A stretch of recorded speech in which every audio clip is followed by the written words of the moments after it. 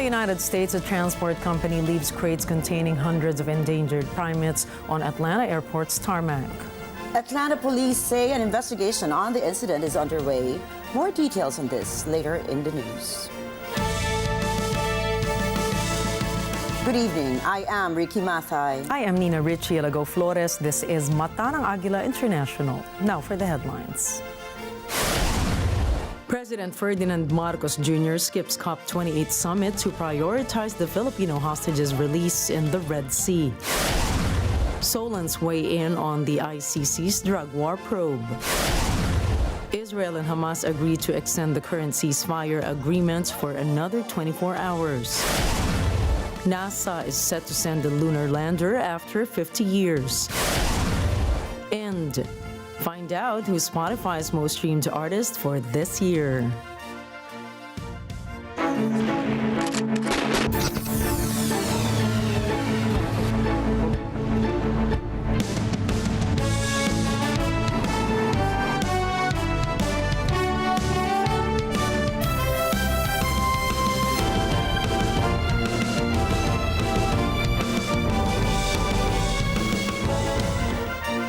President Ferdinand Marcos Jr. has opted not to personally attend the 28th conference of the parties to the United Nations Framework Convention on Climate Change, or COP28. This decision comes as he explains the need to address important developments in the hostage situation involving 17 Filipino seafarers. Yemen's Houthi rebels seized the cargo vessel Galaxy Leader and took hostages, including the 17 Filipinos, in response to Israel's actions in Gaza. In light of the situation, President Marcos has entrusted to Department of Environment and Natural Resources Secretary Maria Antonia Yulo Loizaga to lead the COP28 delegation and convey the country's statement on his behalf. He previously reassured the Filipino people that the government is actively working to ensure the safety of the 17 Filipino seafarers held captive by Houthi rebels in Yemen. Senator Christopher Lawrence Go said that it is much respected for the House of Representatives and the Senate to pay courtesy for former President Rodrigo Duterte. This is if both houses decide to call him and ask for comments.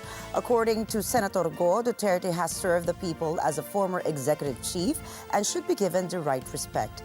Go disclosed that he has not yet talked to the former president. He also claimed that Duterte was ready to speak on the accusations against him. Kung willing naman po siyang magsalita at it's up to him. Hindi pa po umabot sa pag-uusapan na pinag-usapan. And I'm sure he is a lawyer. Alam niya po ang batas at alam niya po ang ginagawa niya. Bigay natin sa kanyang what is due to our former president na nagtrabaho po para sa ating bayan. Senator Go dismissed that it is not the ICC or foreigners that should judge the former president of the Philippines, but fellow Filipinos. This in the call if the allegations that there was abuse in the Duterte administration's war on drugs is true. Meanwhile, Senator Ronald De La Rosa stands firm on the earlier statement of President Ferdinand Marcos Jr. that he doesn't want the ICC to enter the country. De La Rosa said he talked with the president in a dinner in Malacanang but refused to give details about the meeting. De La Rosa, however, respects the House Committee's decision to approve the resolution on the ICC. The Bangko Sentral ng Pilipinas has recorded a slight increase in peso value. The central bank said the exchange has closed today at 55 pesos and 32 centavos per dollar, 13 centavos higher from yesterday's exchange of 55 pesos and 45 centavos per dollar. The uptick in the peso's value is driven by the gradual growth of dollar remittance from Filipino migrant workers. Meanwhile, Finance Secretary Benjamin Diokno has described the current employment situation in the Philippines as very bright. This is after the quality of jobs in the country has reportedly improved due to easing underemployment rate from 26% dipping to 10.7%.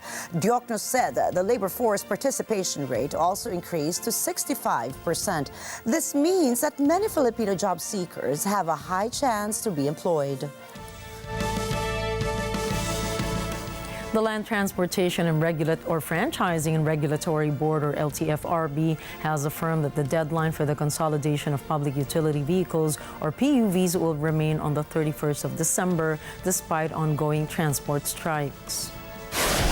As part of the government's PUV modernization program, the franchise consolidation mandates drivers and operators of traditional jeepneys and utility van express units to consolidate into cooperatives or corporations or risk losing their jobs. All provisional authority and certificates of public convenience are set to expire on the 31st of December unless covered by extensions granted by the LTFRB for consolidated units. Consequently, non-compliant jeepneys that fail to consolidate will not be permitted to operate after the deadline.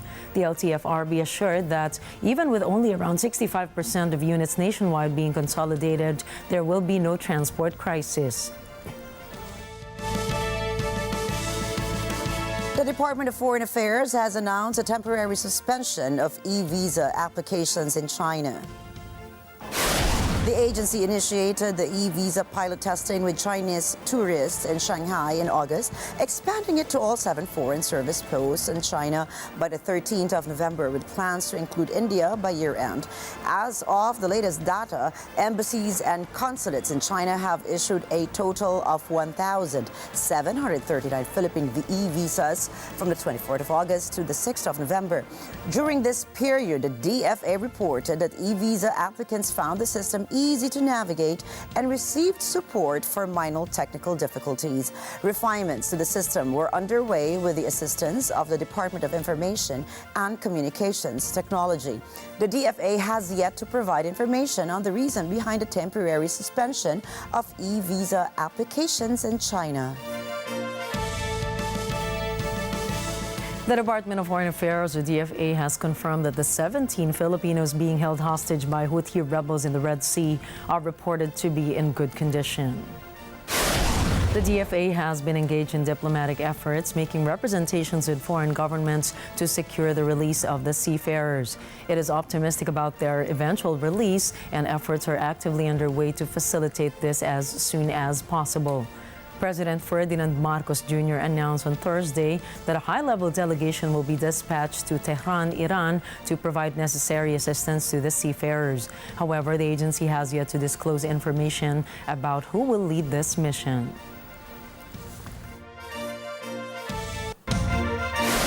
Coming up, renowned diplomat and Nobel laureate Henry Kissinger dies at 100.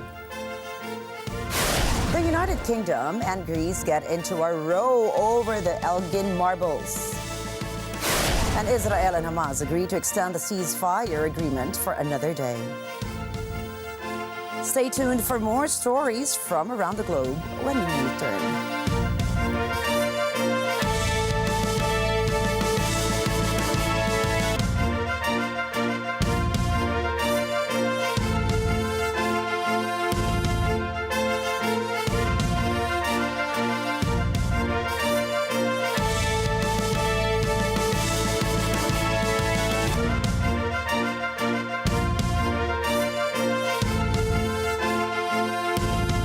This portion is brought to you by 318 Automart. We take great pride in how much we have grown and evolved over the years. And with growth comes transformation, intentional and focused in every way. Marking a new chapter, we have injected fresh energy into our brand, with a vibrancy that equals our vision for today and tomorrow. We unify everything we stand for, and our dedication to thinking forward and flourishing in how we empower both people and the planet. In a synergy of symbols, we demonstrate our commitment to providing reliable and sustainable energy, the passion to drive us to serve, the clarity of our purpose, and the harmony and growth we envision for the Filipino. Under this re-energized brand, we express our strength in our roots, our diversity, and sustainability. San Miguel Global Power, giving you the power to celebrate life.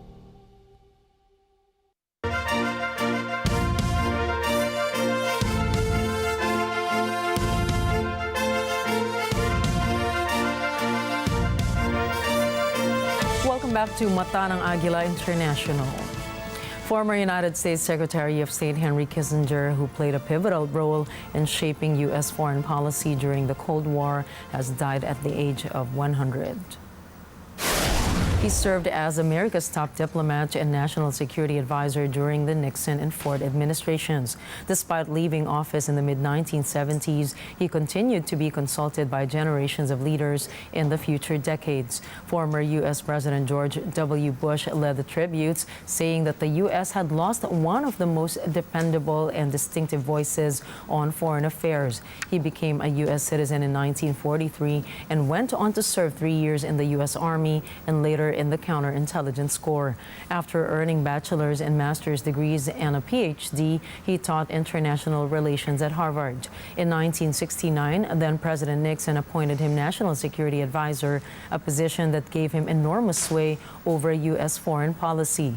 His 8 years in service from 1969 to 77 helped the U.S. end its involvement in the Vietnam War, open up relations with China, and help stave off hostilities in the Middle East. He is survived by his wife of nearly 50 years, Nancy McGinnis Kissinger, as well as by 2 children, Elizabeth and David, from a previous marriage, and 5 grandchildren.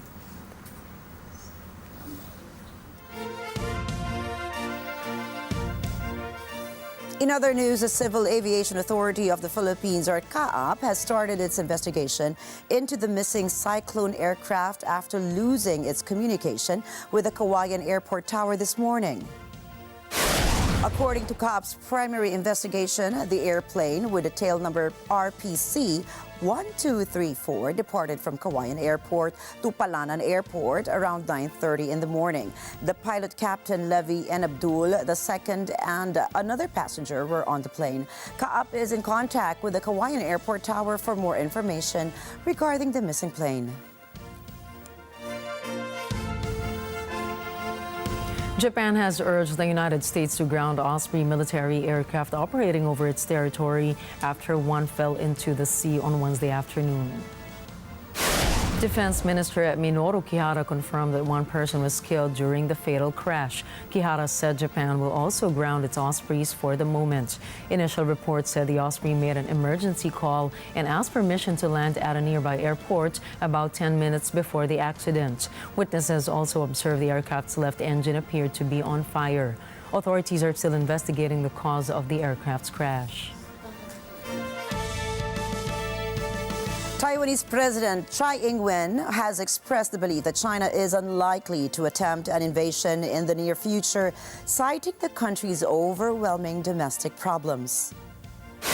China has long considered Taiwan to be a province and has expressed its intention to annex it under the conception of reunification.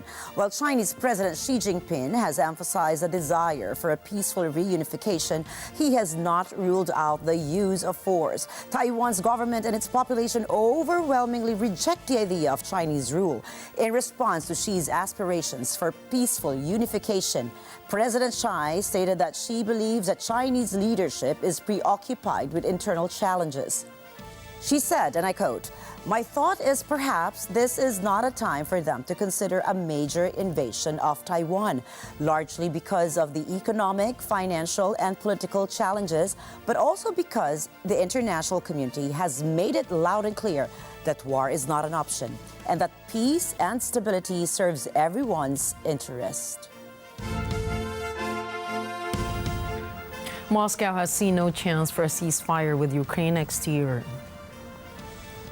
Russian Deputy Foreign Minister Sergei Ryabkov claimed that Kyiv, along with its Western backers, both taken a position that is totally unacceptable to Moscow. The senior diplomat disclosed that Russia's ties with NATO and Ukraine remain the same, citing that President Volodymyr Zelensky's peace formula is impossible to be a basis for a dialogue.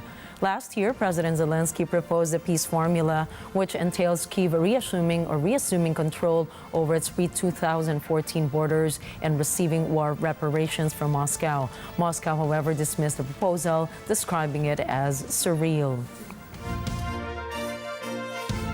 New polling shows that there is nearly 3 in 4 Canadians that want Prime Minister Justin Trudeau to step down now. 72% of the respondents, including those who identify as Trudeau supporters, believe it is time for Canada to have a new leader. Even 33% of voters backing his Liberal Party want him gone. Other surveys say that Canadians are tired or dissatisfied with Trudeau's housing affordability policies. Some respondents cited higher public debt, government spending, and inflation as reasons they want Trudeau to go. A diplomatic dispute has erupted between the British and Greek governments concerning the Parthenon sculptures commonly known as the Elgin Marbles. From the United Kingdom, Love and Season reports. The planned meeting between Greek Prime Minister Kyriakos Mitsotakis and UK Prime Minister Rishi Sunak in London was abruptly cancelled by the British side. Prime Minister Mitsotakis clarified that despite the cancellation, the two nations share long-standing ties of friendship and their bilateral relations are extensive. The disagreement centers on the demand by the Greek Prime Minister for the return of the marbles to Greece. He analogized the situation, stating that having some of the artifacts in London and the rest in Athens is akin to cutting the Mona Lisa in half. In response to the cancelled meeting, the British government proposed an alternative meeting between the Prime Minister Mitsotakis and the UK Deputy Prime Minister. However, Mitsotakis rejected this alternative, underscoring the significance of resolving the issue over the Parthenon sculptures. Love and Season, London, United Kingdom, for Matanang Agila International, trusted, connected, on point. And over 2 centuries after their removal from Greece to the UK, the Elgin Marbles still fuel a sense of profound injustice among Greeks. The term Parthenon sculptures is now used by the Greeks, rejecting British ownership claims and framing the ancient treasures as stolen by Lord Elgin through imperial theft. In Athens, a unanimous sentiment prevails. The Parthenon and its sculptures unequivocally belong to Greece. A museum at the base of the Acropolis, built to house the marbles upon their return, stands with the centerpiece missing 14 years after inauguration. Inside the museum, outlines of the absent Parthenon sections are displayed, accompanied by explanations of their current locations. While some countries like Italy have expressed readiness to return certain Greek antiquities, the UK has not followed suit. The recent cancellation of a meeting between UK Prime Minister Rishi Sunak and Greek Prime Minister Kyriakos Mitsotakis has strained UK-Greek relations. Greek Cabinet Minister Adonis Georgiadis emphasizes that on the crucial matter of returning the marbles, every citizen, regardless of political affiliations, stands united in the belief that they rightfully belong in Greece. He deems it a disgrace for these sculptures to remain distant from their true home. A U.S. Navy warship navigating near the Bab el-Mandeb Strait successfully intercepted and shot down a drone launched from Yemen, marking the latest in a series of threats from Iranian-backed Houthi rebels. The Navy destroyer reportedly considered the drone a threat and took it down over the southern Red Sea while the ship was progressing toward the strait. This incident occurred a day after an Iranian-made drone approached within 1,500 yards of the USS Dwight Eisenhower aircraft carrier during flight operations in international waters in the Arabian Gulf. Navy Vice Admiral Charles Bradford Cooper, commander of U.S. Naval Forces Central Command, noted that the drone violated safety precautions by not maintaining a distance of more than 10 nautical miles from the ship. Earlier in the month, another U.S. Navy destroyer intercepted and shot down a drone approaching the ship as it sailed in the southern Red Sea, also near the Bab el-Mandeb Strait, taking it down over the water.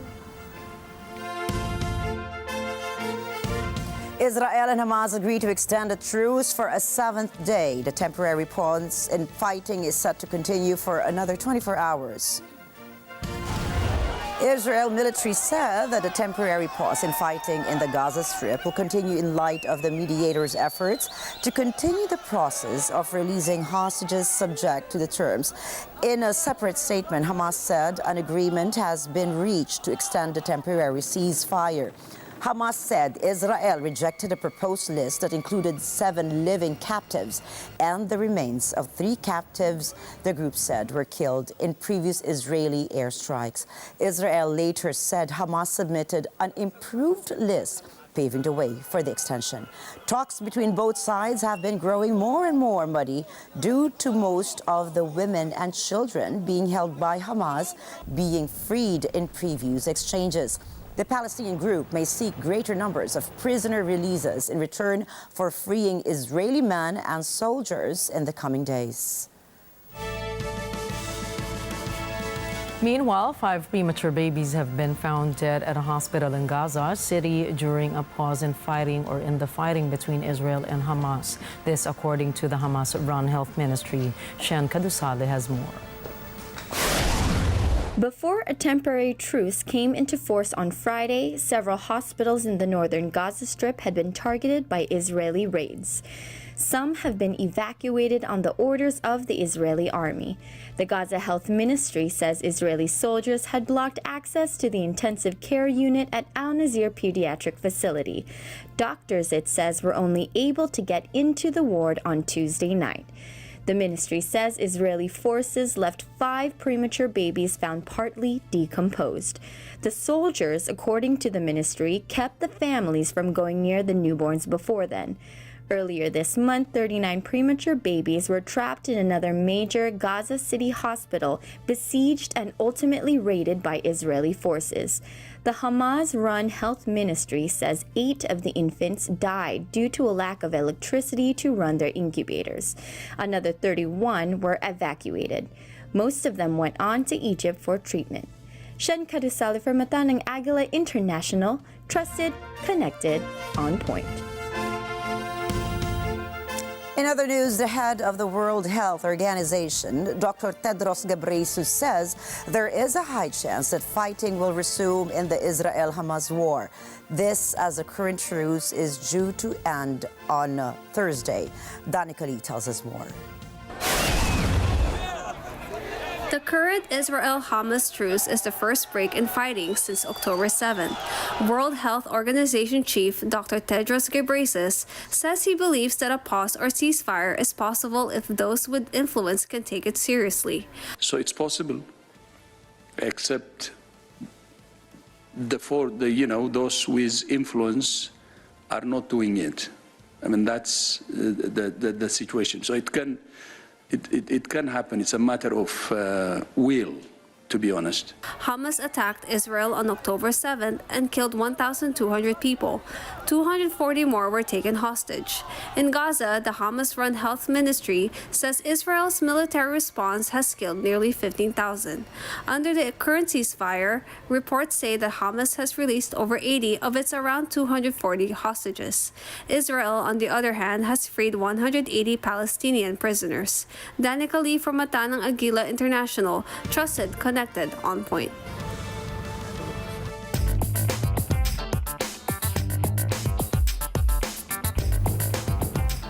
Japanese retail conglomerate 7&I Holdings agreed to buy the 7-Eleven convenience store chain in Australia for $1.1 billion.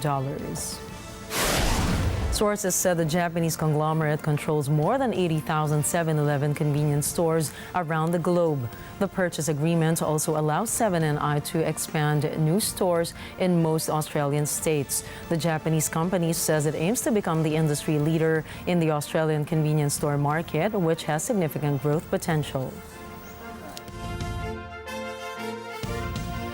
The United States sanctions a crypto mixer that it says was serving as a money laundering tool used by hackers affiliated with the North Korean government.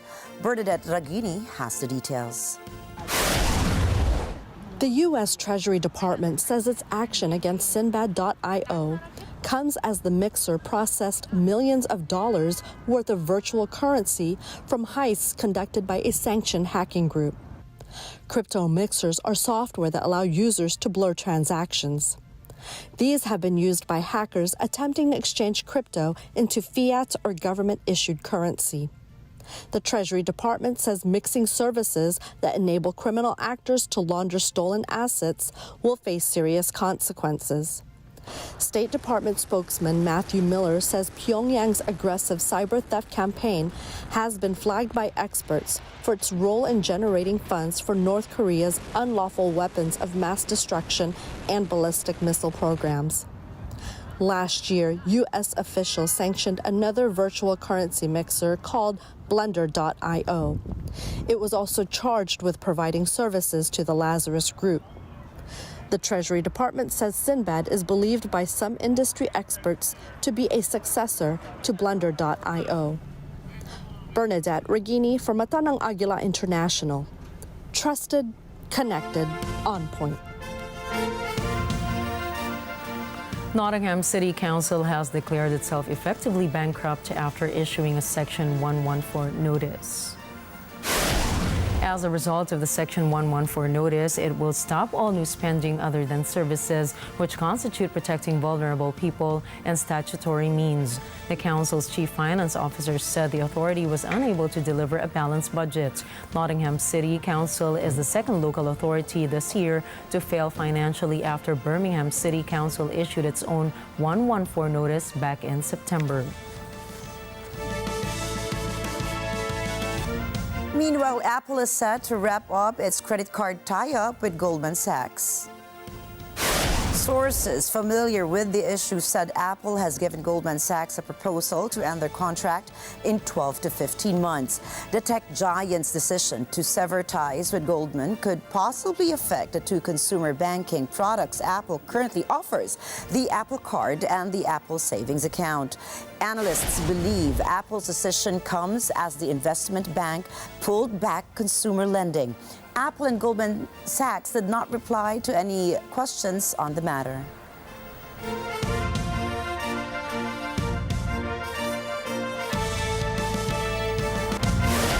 Up next, Niger's government has revoked an anti-migration law that helps reduce the flow of Africans to Europe. And the United States is throwing their hat into the lunar race once again.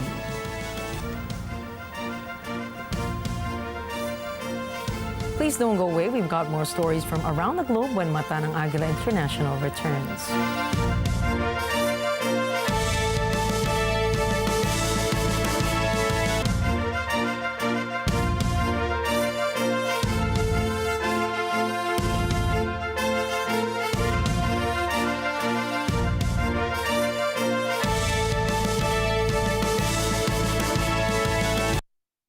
This portion is brought to you by North Luzon Express Terminal.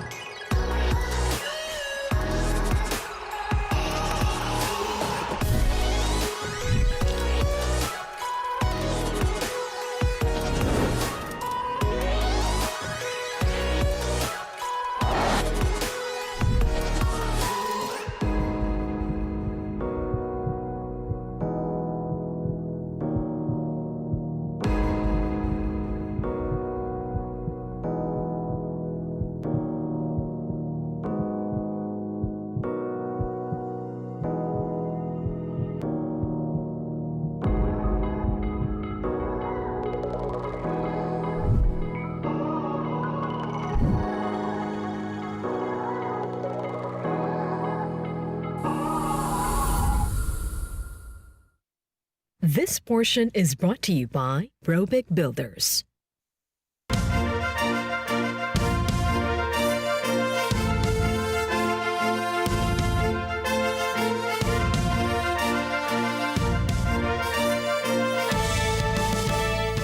J. DKL Secure Freight has been cited under the United States Animal Welfare Act.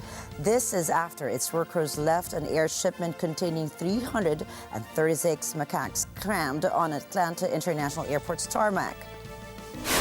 The United States Department of Agriculture said that the shipment arrived on Ethiopian airline flight ET-518. The animals were offloaded from the plane in the morning and loaded onto the ground transportation trailer by noon without any shade provided. Meanwhile, animal rights group PETA has asked the Atlanta Police Department to investigate the airport incident. The group also urged the Ethiopian carrier to halt any shipment of monkeys for the purposes of laboratory experimentation. Mexico has reported the worst day of violence against the media in over a decade as 5 journalists in the Mexican states of Guerrero and Michoacán have been shot and wounded in a single day. State prosecutors are considering the shooting as a case of attempted murder that has resulted to 4 photojournalists being injured during the attack that has happened near a military barrack in the southern Guerrero state. Reporter Maynor Ramon Ramirez, together with a companion, were then faced with a similar attack in the neighboring state of Michoacán a few hours later. Mexico's President Andrés Manuel López Obrador has stated in his daily conference that we must regret this, but did not expound further on the possible motive of the shootings. These incidents come a few days after 3 journalists were held captive for days in Taxco, also in the Guerrero state. They were then released with no information regarding their abduction. A newspaper photographer in the Mexican border city of Ciudad Juarez was also found dead in his car earlier this month. The Committee to Protect Journalists has now tallied the killings of at least 54 journalists in the past 5 years in Mexico, marking the recent shootings and abductions to be some of the largest mass attacks on reporters in one place. In Tanzania, 2 planes have reportedly skidded off a runway. Aviation authorities said the first plane was traveling with about 30 passengers from Zanzibar to Kikoboga and Mikumi National Park. The plane was attempting to land when its main landing gear collapsed, causing the aircraft to veer off the runway. Meanwhile, a second plane carrying the same number of passengers was taking off from Kikoboga and suffered a nose gear collapse. The plane veered off the runway and hit a building. In Australia, a surveillance camera has caught the moment of a student stopping a school bus from hitting a gas station. The video footage showed the vehicle moving across the road in North Casino, New South Wales, towards a gas pump. Authorities identified the teen as 14-year-old Isabel Miller. The teen is seen grabbing hold of the steering wheel and directing the bus away from danger. Reports said the bus driver and on-duty teacher were outside the vehicle at that time. Local media said that 20 students were on board when it occurred. In Michigan, U.S., a 12-year-old boy led police in a 1-hour chase while driving a stolen construction forklift, striking 10 parked vehicles during the pursuit. Local police responded to reports of a juvenile attempting to steal a construction vehicle and found the boy driving down the street without headlights. The forklift, weighing up to 35,000 pounds, was stolen from outside Forsyth Middle School. Despite flashing lights and sirens, the boy continued to elude officers until he eventually stopped, after which he was taken into custody and placed in a juvenile detention center. Fortunately, no injuries were reported in this potentially dangerous situation. Preliminary investigations revealed that the vehicle was left unlocked with the key hidden inside it. In other news, the bodies of 4 Moroccan migrants were discovered near their boat on the southern coast of Spain on Wednesday. Glenn Kudaisel has more. The 4 men were discovered, apparently drowned. They were near the boat carrying 32 other Moroccan migrants. That boat landed on a beach near Cadiz. 4 of the migrants who survived the journey were found in a hypothermic state. One was hospitalized. Spanish Vice President and Minister of Labor Yolanda Diaz says she is horrified by the information. In a message on X, Diaz calls on Europe to act. Spanish police have opened an inquiry. Spain is one of the main entry points for migrants into Europe, particularly via the Western Mediterranean. Boats depart from Morocco and Algeria. Glenn Carusale for Mata ng Agila International. Trusted, connected, on point. Meanwhile, the leaders of the coup in Niger have overturned an 8-year-old law criminalizing migrant smuggling in the country. The ruling junta, led by General Abdurrahman Chani, announced the repeal of the law, asserting that it did not adequately consider the interests of Niger and its citizens. Additionally, the junta stated that the convictions made under the legislation would be nullified. The response of the European Union, whose migration management strategy is significantly affected by such decisions, remains uncertain. The law was initially implemented in 2015 when a substantial number of asylum seekers and migrants attempted to reach Europe, prompting the call for Niger to address and manage migration flows. The streets of Panama City became the scene of a celebration following a court ruling against a Canadian mining company operating in the country. A top court says a contract allowing the company to run Central America's biggest copper mine is unconstitutional. Marjorie Quintos reports. Panama has faced nationwide protests and roadblocks since Congress approved a law in October allowing First Quantum Minerals to operate the mine.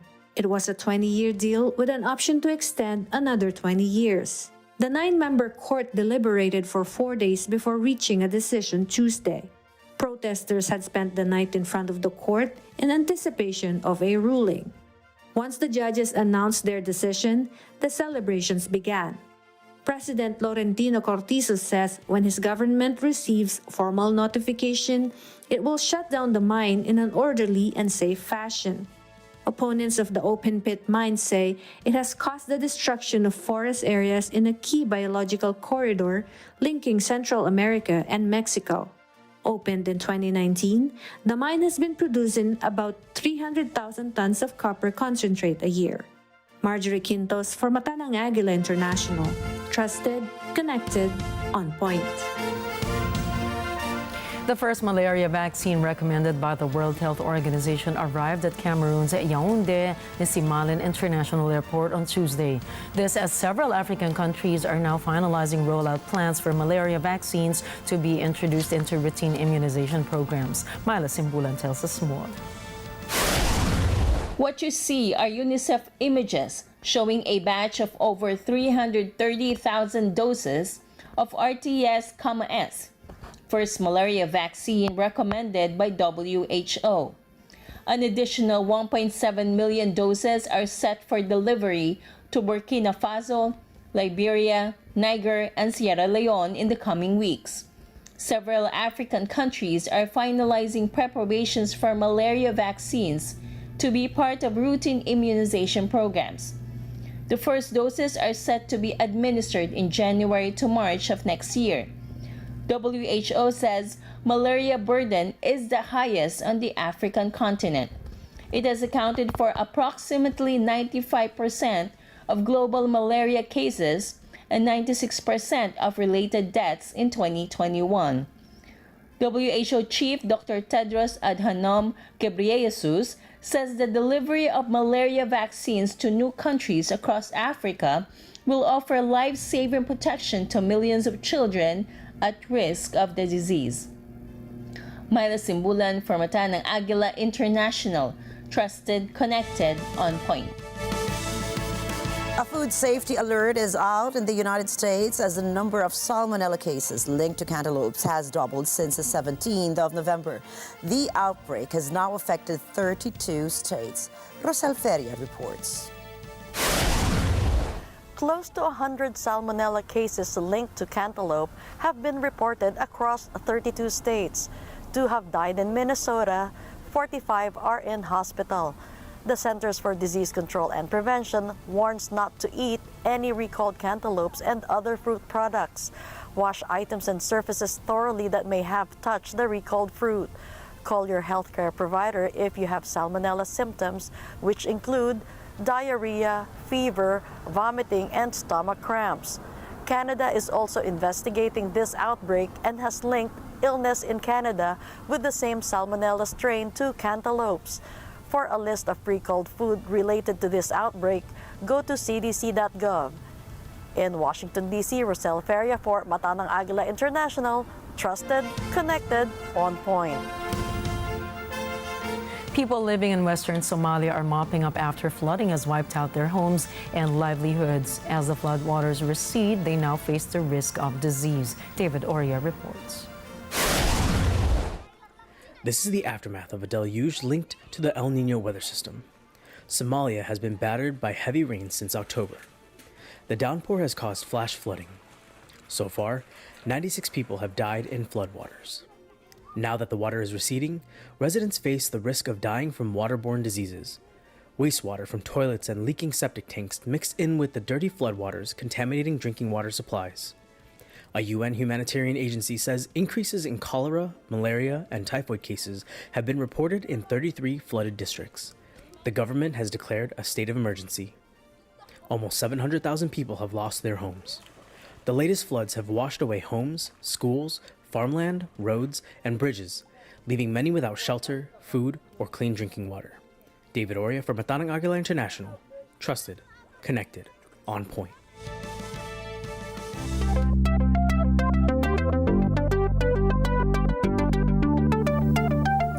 Beginning December 1 or this Friday, Google will delete accounts that haven't been used in at least 2 years. The tech giant said inactive accounts are more likely to be compromised, noting that forgotten or unattended accounts usually have old passwords. These accounts also lacked two-factor authentication and received fewer security checks. As a result, Google said these accounts could be hijacked and used for spam or other malicious content or identity theft. So, if you want to keep your Google account, you should sign in before December 1. The United States is set to launch another lunar mission, sending a lander after 50 years. NASA has developed its mooncraft dubbed Peregrine. The lunar lander is set to carry NASA instruments to study the lunar environment. This is in anticipation of the space agency's Artemis manned missions. According to NASA, the liftoff is scheduled for December 24 using a new rocket named Vulcan Centaur. The space agency projected that the probe containing the lander would travel for a few days before reaching the lunar orbit. An attempted landing of the lander is set on January 25, 2024. Meanwhile, the UK government is to launch an online fraud charter with 11 major tech companies in a world-first initiative to combat online scams, fake adverts, and fraud. From Europe, Ryan Florentino reports. 11 global tech giants have pledged to do more to tackle the scourge of online scammers, the UK government said on Thursday. Amazon, eBay, Facebook, Google, Instagram, LinkedIn, Match Group, Microsoft, Snapchat, TikTok and YouTube have signed up to the Online Fraud Charter, which ministers say will better protect users. The tech giants have promised to take tougher action within 6 months to block and remove scams, such as fake adverts and fraud from their platforms. Actions include verifying new advertisers, better checks on online marketplaces, and giving users of dating sites the opportunity to prove their real identity. The voluntary charter developed with the tech firms will also seek to prevent ads of age-restricted products, such as alcohol or gambling, being seen by children. The government said each signatory has vowed to work closely with law enforcement to target fraudsters by reporting suspicious activity, helping to identify those responsible, and removing the content. Fraud makes up about 40% of all crime in England and Wales, while 80% of all authorized push payment fraud originates from social media or a fake website. The Deputy Chief Executive of the Tech UK Trade Association, Anthony Walker, said the new measures build on those that tech firms already have in place. Reporting from London, United Kingdom, I am Ryan Florentino for Matanang Agila International, trusted, connected, on point. Coming right up, Sports Illustrated is under fire for publishing AI-generated articles. Mark Cuban announces 2 big breakups. And Swifties Taylor Swift tops the Spotify rap charts for 2023. Catch the latest in sports and entertainment. Matanang Agila International will be back.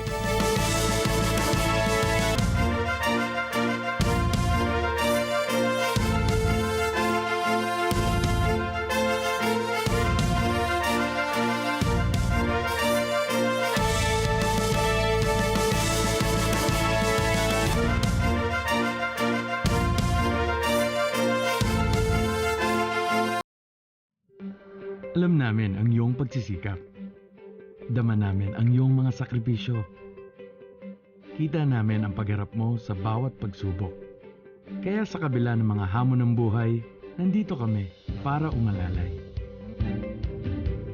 Kasi katulad mo, gusto rin namin ang magandang bukas para sa kanya. Hatid namin ang dekalidad na edukasyon at makabagong pasilidad sa abot kayang halaga. Kaya huwag ka na mangamba. Sasamahan ka namin tuparin ang mga pangarap niya.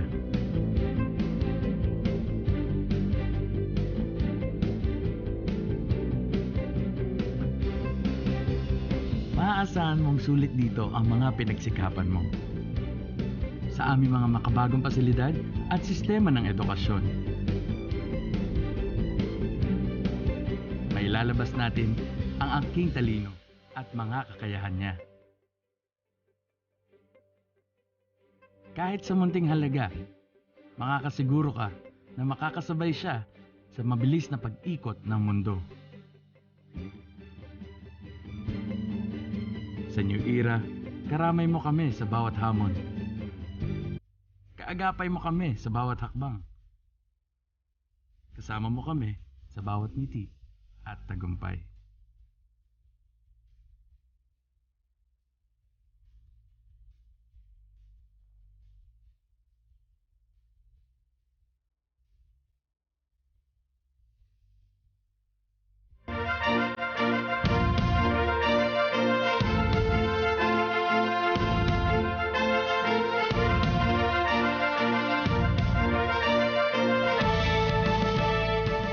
Port Moresby hosts Papua New Guinea's second National Summit on Gender Equality and Women's Economic Empowerment. Cortaleza Quinola reports.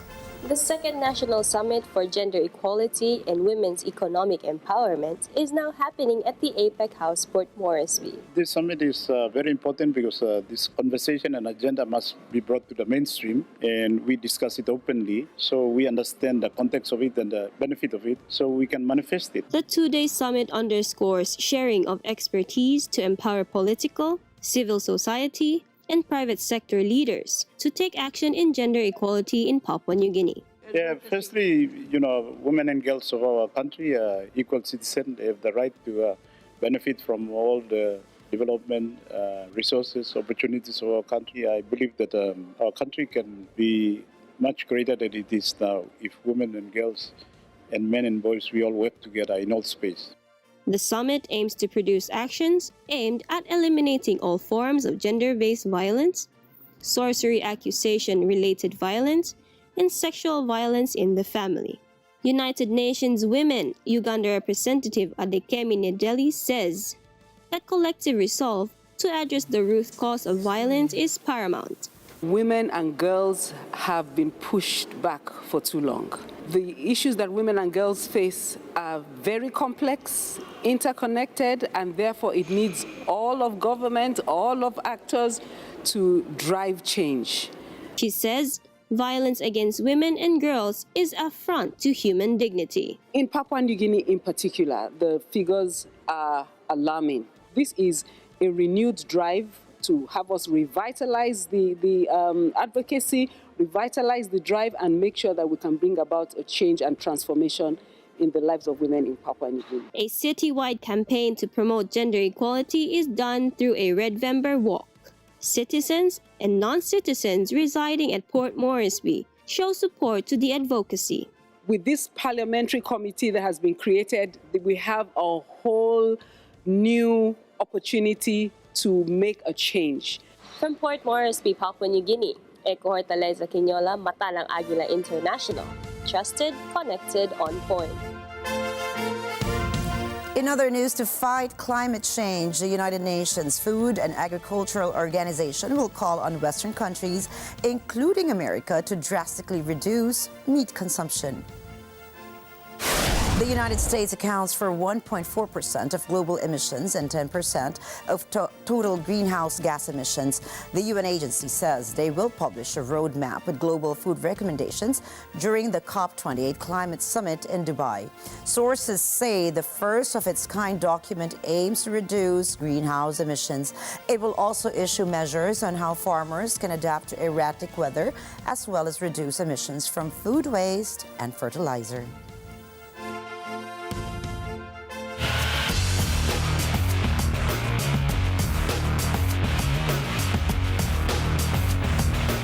An outlet named Futurism recently published a report that claims Sports Illustrated published articles made by fake AI-generated writers. Vin Pasqua has the score.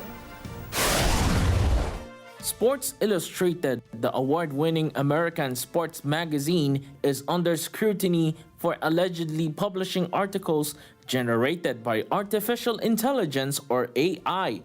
This news broke after a website called Futurism published a story claiming that Sports Illustrated's AI-generated articles are confirmed by staff members who requested anonymity.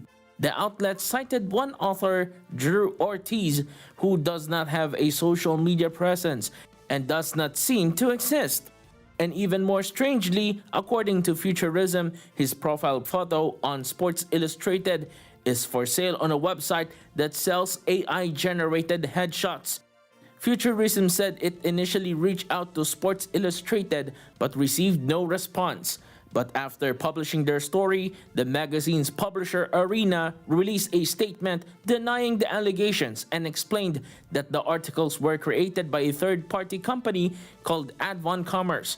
Futurism then reported that the AI-generated authors and their articles disappeared after it released the story. Meanwhile, Advon is public about its use of AI. One of its social media pages state that they use AI solutions for e-commerce. Vin Pasqua for Mata ng Agila International. Trusted, connected, on point.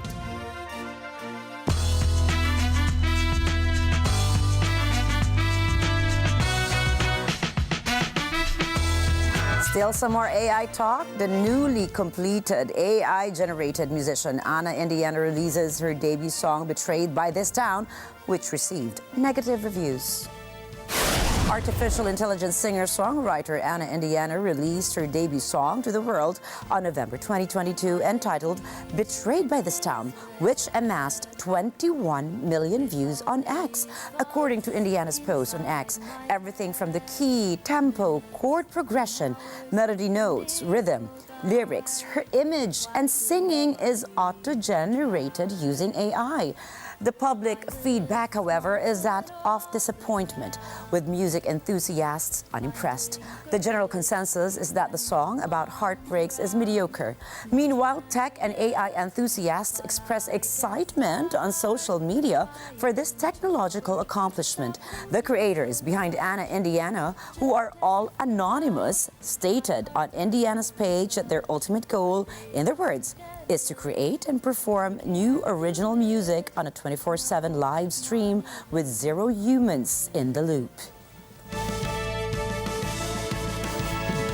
Dallas Mavericks owner Mark Cuban has entered into an agreement to sell a majority stake in the NBA franchise to the Adelson family in a deal that could be completed in the coming weeks. The agreement would be in the valuation range of $3.5 billion. Cuban could retain control of basketball operations in the tail end of the deal. The company controlled by Miriam Adelson announced that it was selling $2 billion of shares to buy an unspecified professional sports team. Patrick Dumont, Miriam Adelson's son-in-law, is president and chief operating officer of the Las Vegas Sands Company. This comes as 65-year-old Cuban just announced that he was leaving the popular business TV program Shark Tank, airing its 16th season next year, rising to fame quickly after buying the Mavericks in 2000. Dallas was one of the worst franchises in pro sports in the 1990s, but turned into one of the best under Cuban, with a lot of help from star forward Dirk Nowitzki.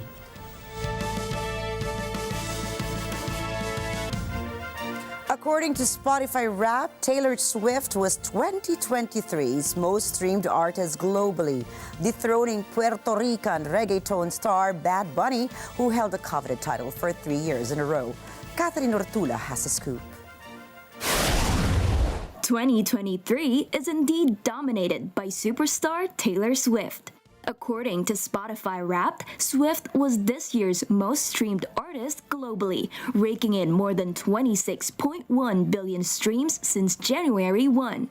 She nudged Puerto Rican sensation Bad Bunny, who fell to the number 2 spot, followed by The Weeknd in third, Drake in fourth, and regional Mexican musician Peso Pluma in fifth. Swift took to social media to celebrate her new accomplishment as Spotify's Global Top Artist of 2023 and announced that her new song, You're Losing Me from the Vault, is now available for streaming. The 33-year-old pop star also thanked those who would listen to her this year. According to Business Insider, artists make around $3 to $5 per 1,000 streams, though Spotify itself does not pay per stream. It says that the payment could vary depending on how music is streamed or agreements with licensors. Catherine Ortula for Mata ng Agila International. Trusted, connected, on point. And to end the week, here's a quote from American country singer-songwriter Johnny Cash.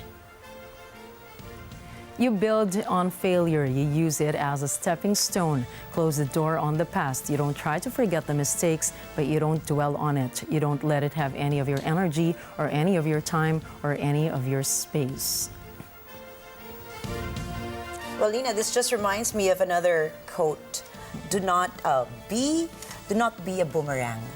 Because, you know, boomerangs go back and forth, and right. there is the progress there. I guess that we just have to learn from our mistakes. I mean, everybody makes mistakes. That's what makes us human.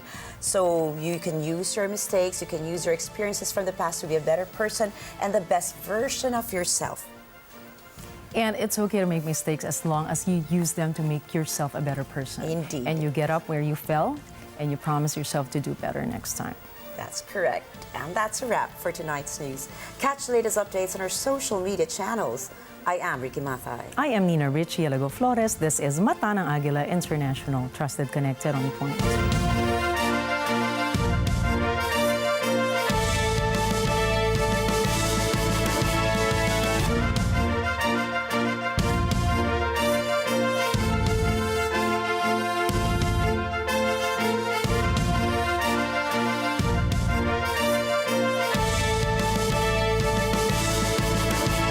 Thank you for choosing Mata ng Agila International as your trusted news source, keeping you connected to the world and on point with stories from around the globe. Follow, like, and subscribe to @Net25 TV.